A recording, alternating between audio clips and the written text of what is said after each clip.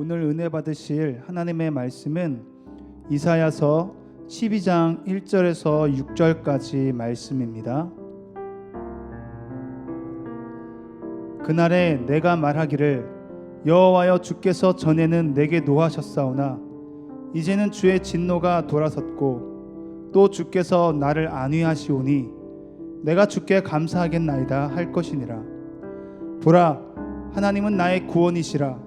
내가 신뢰하고 두려움이 없으리니 주 여호와는 나의 힘이시며 나의 노래시며 나의 구원이심이라.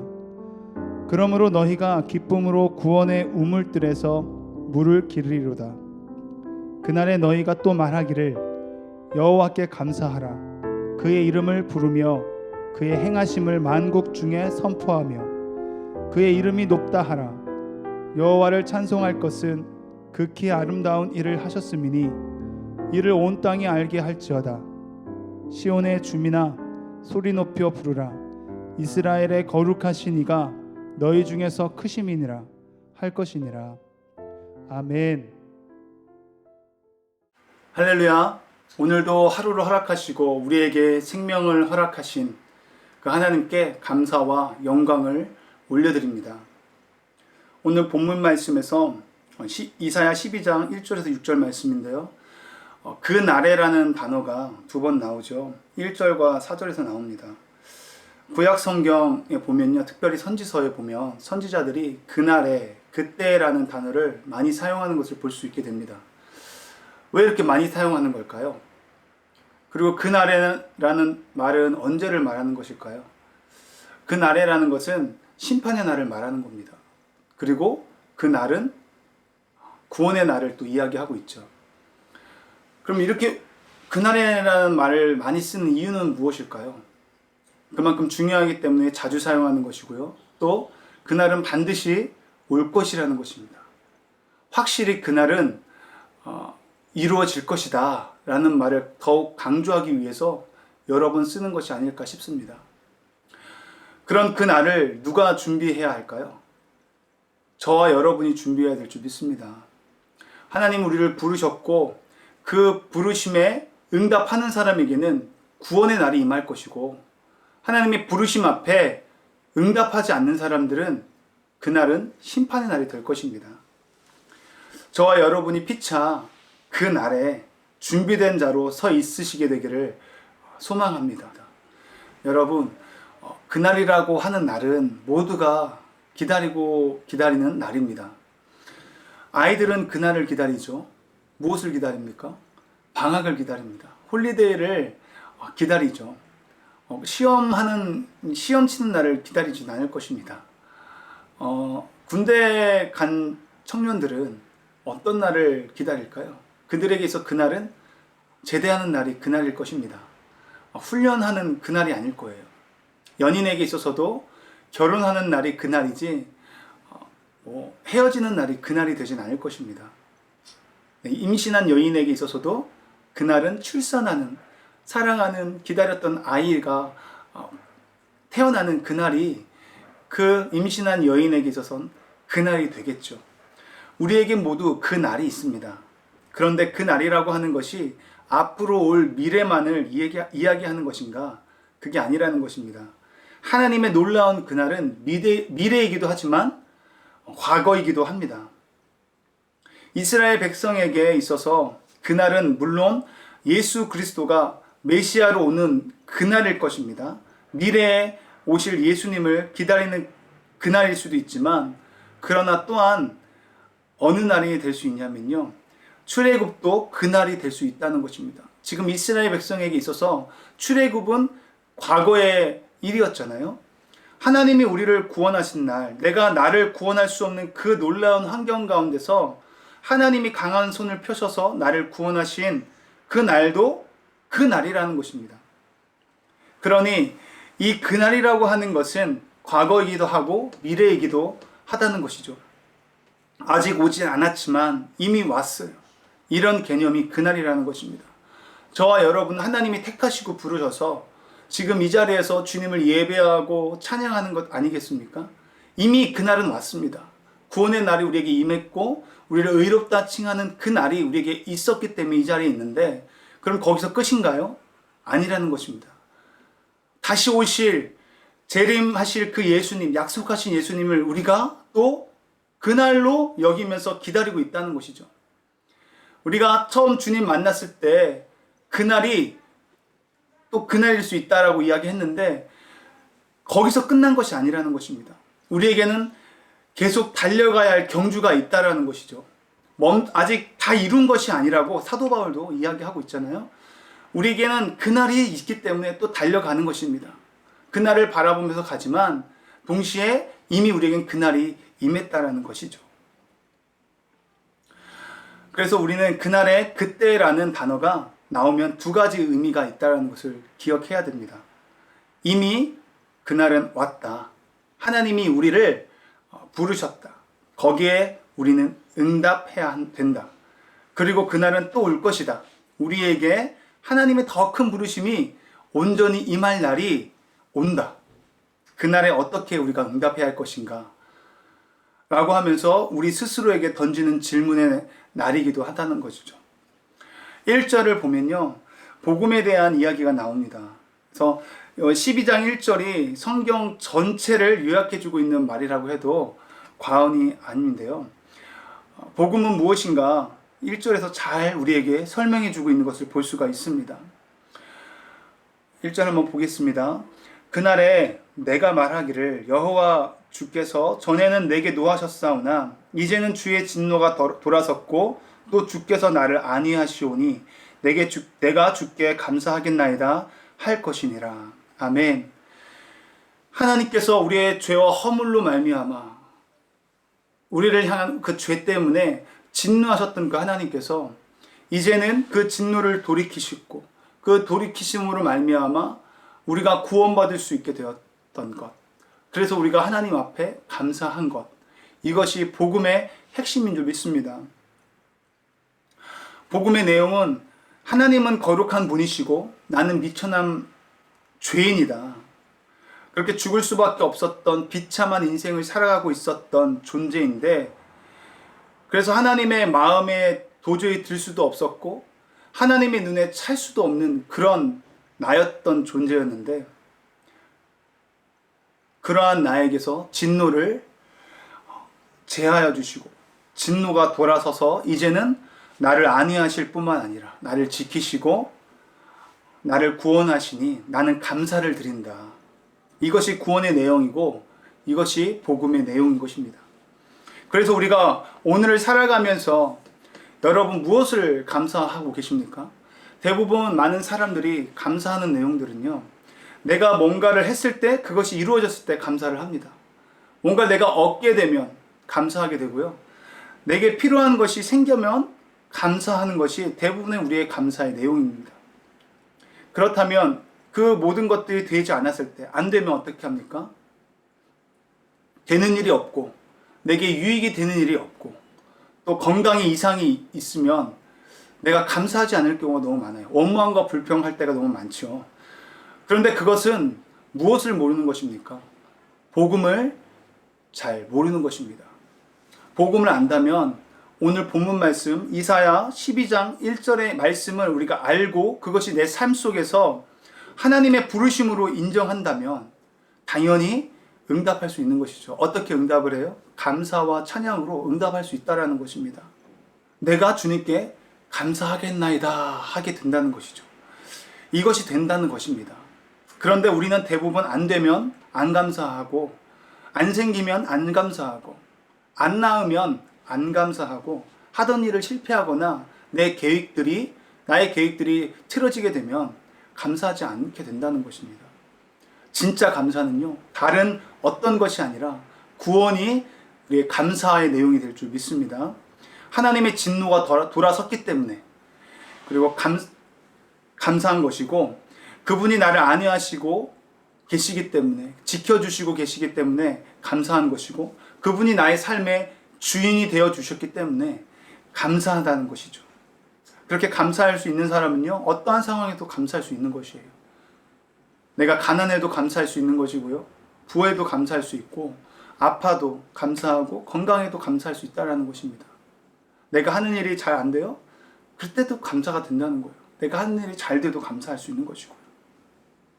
오늘 12장 1절 말씀은 그렇게 복음이 무엇인지, 감사가 무엇인지를 다시금 돌아볼 수 있게 해줄 수 있는 말씀이 아닐 수 없는 것입니다. 우리 2절 말씀 볼까요? 2절 말씀에 보면 보라라고 시작하고 있습니다. 무엇을 보라고 하는 거죠?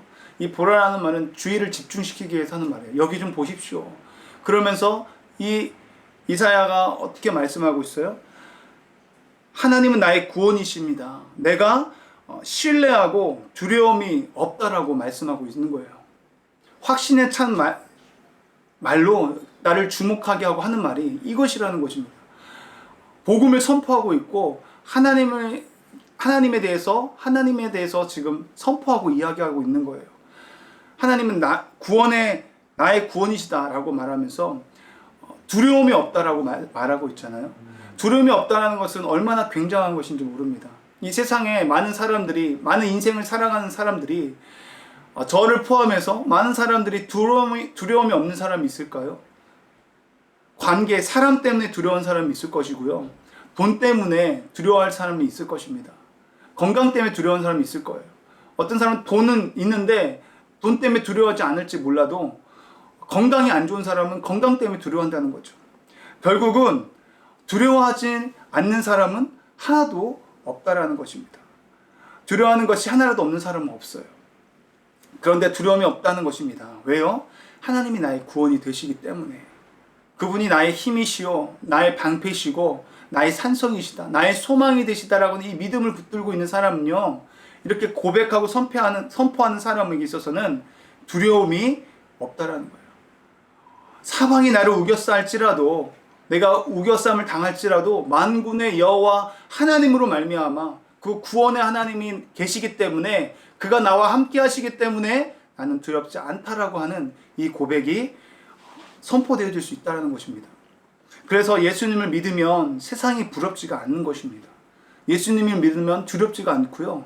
세상 살아가는데 재미가 없지 않아요. 지겹지가 않습니다. 그런데 예수님을 믿는데도 불구하고 이 세상 것이 너무나 부럽고, 이 세상에서 두려워하고 또 지겨워하면서 이 세상을 꾸역꾸역하게 살아가는 사람들은 뭔가 자신의 신앙을 다시 한번 재점검해야 될 필요가 있다는 것이죠. 우리의 교회 생활과 신앙 생활을 온전하게 하는 사람이라면 예수 그리스도를 정말 신뢰하고 그분이 나의 구원자라고 믿고 사는 사람에게 있어서는 두려움이 없다라고 하는 것입니다. 오늘 1절에서 2절까지 또 보시면요, 나라는 이야기가 많아요. 나를 안위하시오니, 또 1절 말씀에 내가 주께 감사합니다. 주체가 내가 됩니다. 계속. 그리고 2절 말씀에서도 보라 하나님은 나의 구원이시라 내가 신뢰한다 라고 말씀하고 있고요. 또 여호와는 나의 힘이시오 나의 노래시며 나의 구원이심이니라 라고 이야기하고 있어요. 벌써 8번이나 내가 주체가 돼서 이야기하고 있는 걸 볼 수가 있습니다. 내 개인적인 삶 속에서 먼저 감사가 시작되고 감사가 출발하는 것을 볼 수가 있어요. 그런데 나로부터 출발했던 이 감사가요, 이제는 어디서부터 바뀌게 되냐면요, 3절 말씀부터 바뀌게 되는데요, 그러므로 너희가 라고 시작합니다. 너희가 기쁨으로 구원의 우물들에서 물을 기르리로다. 너희가라고 이제 바뀌게 되는 걸 볼 수 있습니다. 결국은 나로부터 시작했던 감사와 찬양의 제목들이요, 확산되어지는 것을 볼 수 있어요. 전이되고 전염되고 있는 것을 볼 수가 있습니다. 나로부터 시작했던 이 감사와 찬양이 너로 전달되어지고 확산되어지고, 결국에 가서는 오늘 말씀 6절 끝에 절에서는요, 시온의 주민아 소리 높여 부르라 이스라엘의 거룩하신 이가 너희 중에 크심이니라. 결국은 이 찬양과 감사의 내용이 어디까지 가요? 시온의 주민들에게까지 가는 겁니다. 모든 사람들에게까지 이 감사와 찬양이 올려질 수 있도록 확산되어져 가는 것을 볼 수가 있습니다. 그것은 엄청나게 중요한 말씀이에요. 오늘 아침에 일어나서 내가 주님을 바라보며 그분을 찬양하고 감사로 시작했다면 그것이 내 가장 가까운 가족에게도 전이 되고 확산이 될 줄 믿습니다. 이것은 제가 실질적으로 체험하는 것이었는데요. 아침에 제가 말씀을 보고 또 기도하는 가운데 찬양을 틀어놓고 아이들과 함께 밥 먹고 찬양을 부르면요, 그 찬양이 아이들을 픽업하고 학교 가는 순간에도 계속 이어집니다. 애들이 그냥 불러요. 똑같은 찬양 입술에 그냥 달아서 습관처럼 부르게 돼요. 그리고 그 영향이 어디까지 가냐면요, 학교 끝나고 집에 와서도 그 영향이 갑니다. 계속 따라하는 거예요. 아침에 계속해서 찬양 불렀던 찬양이 입술에서 떠나지 않는 것을 많은 경험을 하고 실질적으로 있었던 일들을 제가 경험하게 되거든요. 뿐만 아니라 입술만 터지는 그 감사와 찬양 때문에 영적으로도 죽지 아니하고 입술에서 감사가 터지고 짜증과 원망하는 것이 평소보다는 더 많이 안 하게 되더라고요. 오히려 감사하게 되고요. 예배를 드리고 집에서도 어떤 찬양을 할 때 그 찬양에 반응하며 나가는 것을 볼 수가 있어요. 그런데요, 찬양이 없으면 어떻게 돼요? 찬양이 없으면은 아이들이 벌써 우리 가정에서부터 그것이 확연하게 드러납니다. 얼굴에서부터 원망과 불평과 짜증과 화내는 것들, 그것이 아침에 찬양이 시작되지 않으면은 저녁까지도 계속 그런 상태로 영적인 갈급함과 영적으로 다운되어 있는 모습으로 살아가는 모습을 볼 수가 있거든요. 그만큼 찬양은 중요한 것입니다. 나로부터 찬양했던 찬양이 너에게도 전이가 되고 우리 가정이 먼저 그렇게 감사와 찬양이 확산이 되면요, 내 주변에 있는 사람들에게, 교회에까지 영향이 끼치고 교회로 더 넘어서 흘러넘쳐서 이 지역이 그렇게 하나님을 찬양하고 감사하는 영적인 기류가 일어나게 될 것입니다. 이것이 찬양의 비밀인 것입니다. 그러면 그 찬양의 내용이 무엇인가에 대해서 다시 3절 말씀을 보시면요, 그러므로 너희가 기쁨으로 구원의 우물들에서 물을 기르리로다. 물은 팔레스타인에서 굉장히 중요하죠. 그곳은 사막 지역이고 또 광야이기 때문에 얼마나 중요한지 모릅니다. 그런데 이 물은 하늘에서 내리는 물, 강물, 시냇물, 이런 것들과 우물은 어떻게 다를까요? 다른 물들은 그냥 하나님이 주시는, 우리는 아무것도 한 게 없는데 받아 누리는 은혜입니다. 그런데 우물이라는 개념은요, 아주 심한 고난과 아픔이 있었음을 상징하는데요. 왜냐하면 우물은 웬만큼 땅을 파서는 나오지 않거든요. 정말 엄청난 고생을 해야지만이 취할 수 있는 것이 우물인데, 그리고 아무 곳이나 파면 다 나오는 것이 아니기 때문에 여기를 파고 저기를 파고 여기를 파고 계속해서 나오지 않는다면은 그 고생과 그 힘듦과 그 아픔이 계속 유지되는 수밖에 없는 것입니다. 그래서 이 우물 하나가 얼마나 소중한 재산인지 몰라요. 그래서 우리가 잘 알고 있는 이삭 이야기를 보면은, 이삭이 하나님의 은혜를 받고 하나님이 복을 주셔가지고 가는 곳마다 우물을 파면은 우물이 나오잖아요. 근데 그거를 블레셋 사람들이 와서 빼앗잖아요. 여러 번 빼앗는 것을 볼 수 있습니다. 왜요? 그들은 팠을 때 나오지가 않기 때문에 이것이 얼마나 소중한 것을 알기 때문에 빼앗는 것이 아닐까요? 그냥 물을 길러서 먹는 것이 아니라 이것은 누군가의 엄청난 수고가 있었고 아픔과 고난과 그 희생이 있었다라는 것입니다. 그 엄청난 수고로 인해서 파진 것이었다는 것이죠. 누군가의 희생으로 인하여 팠다라는 것이 강조되는 것입니다. 누구의 희생입니까? 예수 그리스도의 희생이라는 것입니다. 우리에게 오신 예수 그리스도는 그냥 맛있는 것을 좀 줬기 때문에 맛있는 것을 좀 주고서 사랑해 라고 하시는 분이 아닙니다. 자신의 몸을 찢고 모든 물과 피를 다 쏟아내시면서 자신의 모든 생명을 주셨습니다. 그렇게까지 우리를 사랑하셨죠. 그렇게 우리가 달려야 할 그 십자가에서 죽으시고 우리를 구원하셨습니다. 그것을 상징하는 것이 구원의 우물이라는 것이에요. 이 우물은 예수님의 피와 헌신으로 파낸 우물입니다. 그렇다면 우리는 이 우물을 어떻게 이용해야 할까요? 그냥 덮어두면 될까요? 그렇지 않다는 것입니다. 이 우물을 우리가 목말라고 갈증을 해서 우리가 얻은 생수라면은 우리만 먹는 것이 아니라 다른 이들에게도 이 우물을 소개해주고 이 우물을 길러줘야 된다는 것이죠. 우리도 이 우물을 계속 먹어야 되는 것이고요. 4절 말씀에 우리가 하는 찬양의 내용들에 대해서 또 이야기하고 있습니다. 3절에서 해서 그 구원의 우물에 대한 것 때문에 우리가 감사하고 찬양해야 되는 것이었고요. 4절 말씀에서도 어떤 내용을 우리가 감사하고 찬양해야 돼요. 우리가 하는 찬양들의 내용들은, 감사의 내용들은 바로 그날의 부를 노래라는 것입니다. 그날은 아까 뭐라고 했어요? 아직 왔지만 오지 않은 날이라고 이야기했죠. 이 말은 무슨 말이죠? 지금 찬양하면 그 날을 누린다는 것입니다. 그래서 우리가 잘 알고 있는 찬양도 있잖아요. 할렐루야 찬양하세 내 모든 죄 사함 받고 주 예수와 동행하니 그 어디나 하늘나라.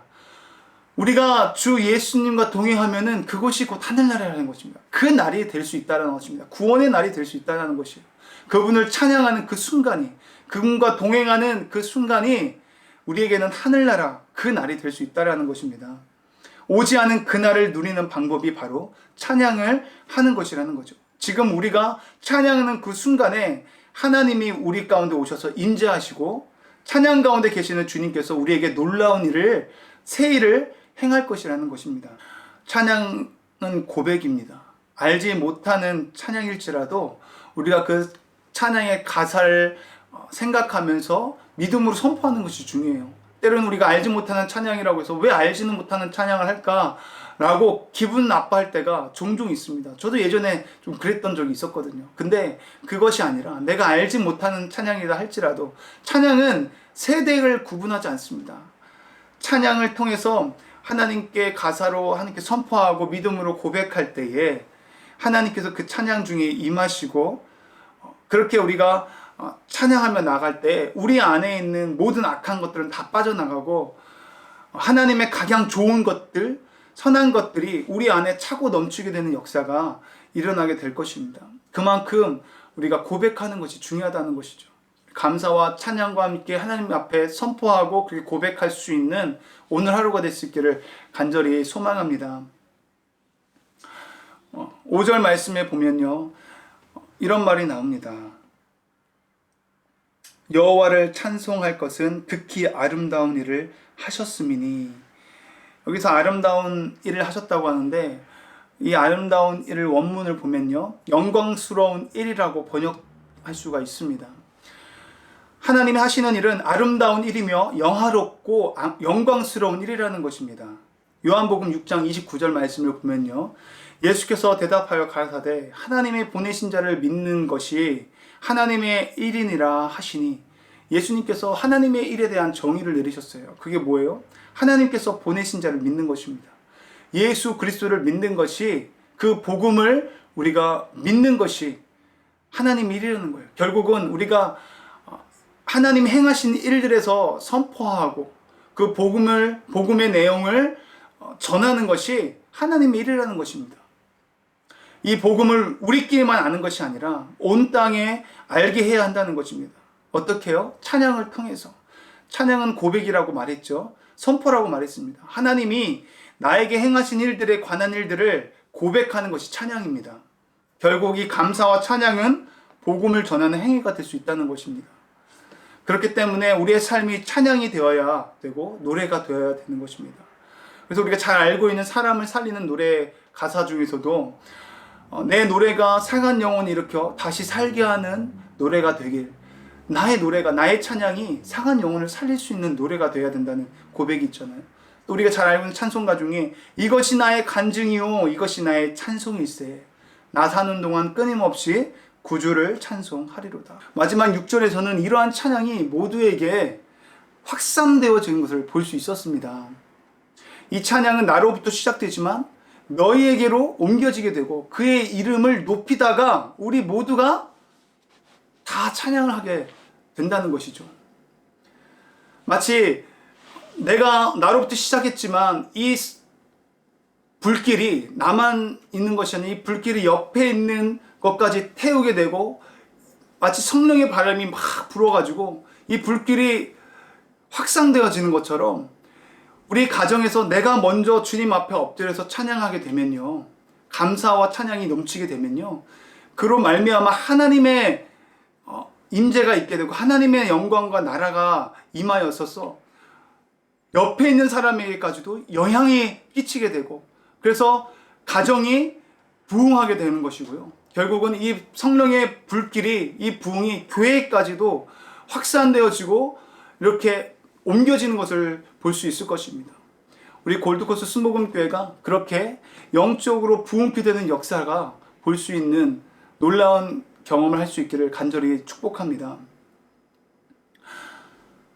그렇게 소리 높여 부르라. 이스라엘의 거룩하시니가 너희 중에서 크심이니라. 여러분, 이 날이 어느 날입니까? 시온의 주민이 모두가 나와서 소리 높여서 하나님을 찬양하고 감사하며 부르는 날. 그날이 바로 해방의 날이요, 그날이 바로 자유의 날이고 그날이 구원의 날인 줄 믿습니다. 그 자유의 날을 부르는 그때가 언제 오는가? 우리가 찬양을 부르는 그 순간, 그때 그 날이 임하게 될 줄 믿습니다. 자유의 날, 해방의 날, 구원의 날 말이죠. 찬양은 하나님이 행하신 일을 선포하고 또 하나님이 행하실 일들을 기대하면서 하나님께 내 모든 발행과 소원을 아뢰면서 고백하는 것입니다. 그러면 그날이 속히 온다는 것이에요. 이 얼마나 놀라운 찬양의 능력인 줄 모릅니다. 입으로 고백하고 입술로 찬양하고 하나님을 높이면 반드시 그 일을 이루실 줄 믿습니다. 그래서 여러분, 기도 가운데 제일 센 기도가 무엇입니까? 찬양이라고 하는 것입니다. 그래서 찬양은 곡조 있는 기도라고도 하잖아요. 그래서 우리가 예배를 드릴 때 찬양하는 거 아니겠어요? 설교하기 전에 찬양하고 하나님께 기도하고 또 설교 후에도 동일하게 또 찬양하며 기도하는 것을 볼 수 있습니다. 그만큼 중요하기 때문이겠죠.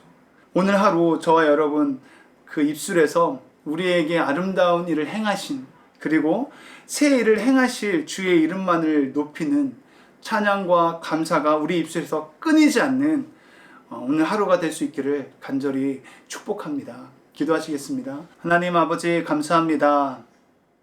우리에게 귀한 생명의 말씀을 허락하여 주심을 감사합니다. 하나님, 우리를 부르셨는데 우리가 하나님 앞에 어떻게 응답해야 되는지를 또 말씀을 통해서 깨닫게 해주시니 감사합니다. 우리에게 구원의 우물을 허락하여 주셨기에 그 우물을 기를 수 있는 그 복을 허락하여 주심을 감사합니다. 하나님, 우리가 그 복음으로 말미암아 오늘도 감사하며 우리 입술에서 찬양이 끊이지 않는 하루가 될 수 있게 도와주시옵소서. 그렇게 우리에게 행하신 놀라운 구원의 역사, 그리고 앞으로도 우리에게 행하실 그 놀라운 일들에 대해서 우리가 입술로 선포하고 고백하며 나아갈 수 있는 귀한 하루를 살아갈 수 있게 도와주시고, 그렇게 감사가 우리로부터 시작하여서 출발하여 우리의 가정에게 확산되어지고 교회와 이 지역과 이 열방 가운데까지 선포되어지고 확산되어질 수 있기를 간절히 원합니다. 하나님, 우리의 힘으로 하는 것이 아니라 성령께서 능력을 주시고 성령께서 그렇게 행할 수 있도록 우리를 붙들어 주실 것을 믿사오니 오늘 하루도 그 하나님만 더욱 전적으로 의지하며 나아갈 수 있는 하루가 될 수 있게 도와주시옵소서. 우리에게 그렇게 일하시고 역사하실 우리 주 예수 그리스도의 이름으로 감사드리며 기도드렸습니다. 아멘.